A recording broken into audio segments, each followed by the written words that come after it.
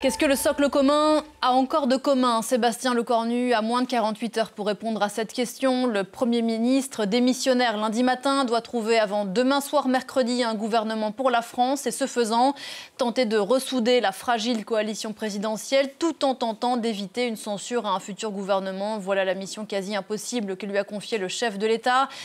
Mission confiée hier au terme d'une journée très riche en rebondissements. Johan Bodin, vous êtes à Matignon pour Parlons-en. Bonjour Johan. Retour à la case départ pour Sébastien Lecornu qui consulte à nouveau dans son bureau depuis quelques minutes. Oui, l'entourage de Sébastien Lecornu, le Premier ministre démissionnaire, assure qu'il va mener sa mission comme un moine soldat. Lui qui a déjà, selon nos confrères du Parisien, formulé le souhait, quoi qu'il arrive, de ne pas rester à Matignon. C'est la der, glissent ses proches, trouvé en 35 heures, donc désormais ce qu'il n'a pas réussi à faire en 3 semaines de négociations ici à Matignon. Sans quoi, Emmanuel Macron a déjà annoncé qu'il prendra ses responsabilités, menace à peine voilée de dissoudre l'Assemblée nationale, une solution que ne souhaitent ni les Républicains ni le Parti socialiste. Il a déjà rencontré hier, le Premier ministre démissionnaire a déjà rencontré hier le président du Sénat, Gérard Larcher, 3 de ses ministres démissionnaires, Amélie de Montchalin qui avait été chargée de reprendre les comptes publics, Roland Lescure qui devait reprendre la tête de Bercy et Catherine Vautrin qui devait rester dans ce méga ministère de la Santé et du Travail. Objectif fixé par Emmanuel Macron à Sébastien Lecornu, mettre en place d'ici mercredi soir une plateforme d'action et de stabilité. Cela ressemble fortement à la lettre de cadrage gouvernemental envoyée samedi dernier au parti du socle commun en vue de former un gouvernement. Il était question de réduction des dépenses publiques, de tour de vis sur les questions sécuritaires et d'immigration, de lutte contre la fraude fiscale et sociale, des mesures qui avaient reçu une oreille attentive des Républicains, même si leur patron, Bruno Retailleau, a jugé ces premières pistes trop timides. Voilà pour les enjeux, l'objectif. Comment va se passer la journée ? Eh bien, écoutez, les représentants de ce socle commun sont attendus sous peu, alors que les déclarations des uns et des autres ont fait voler en éclats ce socle commun. Il s'agirait peut-être donc de reprendre tout simplement langue de manière plus apaisée. Gabriel Attal de Renaissance sera présent, même s'il dit ne plus comprendre les décisions du chef de l'État. Édouard Philippe d'Horizon, l'ancien Premier ministre, ne viendra pas. Il vient de se positionner pour l'organisation d'une présidentielle anticipée après l'adoption d'un budget.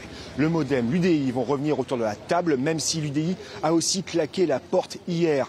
Les Républicains sont annoncés, même si Bruno Retailleau, leur président, de son côté, ne viendra pas. Il réclame un face-à-face avec Sébastien Lecornu, les LR qui plaident pour la nomination à Matignon d'un Premier ministre qui ne soit pas issu du macronisme. Quant à la gauche, ils doivent aussi se réunir dans un lieu neutre, mais sans la France insoumise. Le PS qui a renouvelé son appel à prendre les rênes de Matignon et le Rassemblement national, lui, demande soit la démission du chef de l'État, soit une dissolution. Johan Bodin à Matignon, merci beaucoup Johan. Il y avait 2 prises de parole attendues ce matin. Bonjour Sophie Samaï. Celui par lequel la crise est arrivée dimanche et un ancien Premier ministre. Effectivement, comme le disait Johan à l'instant, la coalition gouvernementale a un petit peu volé en éclats depuis la prise de parole de Bruno Retailleau dimanche soir. Mais il l'a dit, il l'a redit encore une fois ce matin, il ne fera pas partie de la réunion qui est prévue donc ce matin actuellement à Matignon. Il a aussi exigé une rencontre en tête-à-tête avec Sébastien Lecornu. Il était l'invité de CNews et Europe 1 ce matin. On va l'écouter sur sa vision de l'avenir du gouvernement. Il y a 2 moyens. Il y a la dissolution, si les autres moyens échouent. Et l'autre moyen, c'est de nommer un Premier ministre de cohabitation. Dites-moi, est-ce qu'il est en face de moi ? C'est-à-dire, non, je ne suis pas candidat. C'est-à-dire un Premier ministre qui acte justement le résultat de la dissolution et le résultat des élections législatives. C'est donc un Bruno Retailleau très remonté, une coalition bancale qui se présente ce matin à Matignon. Édouard Philippe, ancien Premier ministre et président du parti Horizon, a lui aussi pris cette distance avec Emmanuel Macron. Il disait ce matin à nos collègues de RTL qu'une élection présidentielle anticipée était pour lui la seule solution à envisager. On l'écoute. Et il me semble qu'il s'honorerait si par exemple, il proposait un nom de Premier ministre, il nommait un Premier ministre avec pour fonction d'exécuter les affaires courantes et de construire un budget, de faire adopter ce budget.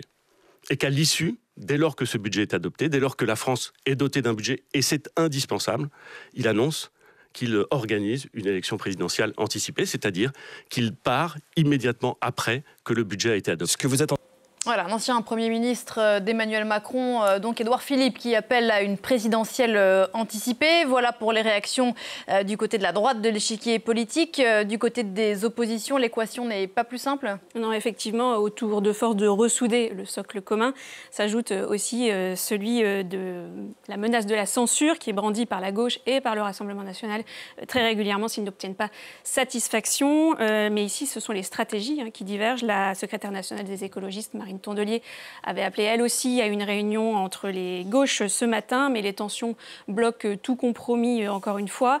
Le Parti socialiste a annoncé dans la soirée qu'il ne ferait pas non plus partie de cette réunion. Pourquoi ? Parce que LFI en fera partie et qu'il ne veut pas discuter avec eux parce que LFI demande une destitution du chef de l'État. Le PS continue donc de discuter avec ses partenaires de différentes issues. Il veut, lui, une coalition et pourquoi pas prendre la tête du gouvernement, comme le disait encore hier soir Olivier Faure sur TF1. Ce qu'il faut aujourd'hui, c'est un changement de cap. Si ce changement de cap n'existe pas, évidemment, on se heurtera à nouveau aux mêmes oppositions et aux mêmes difficultés.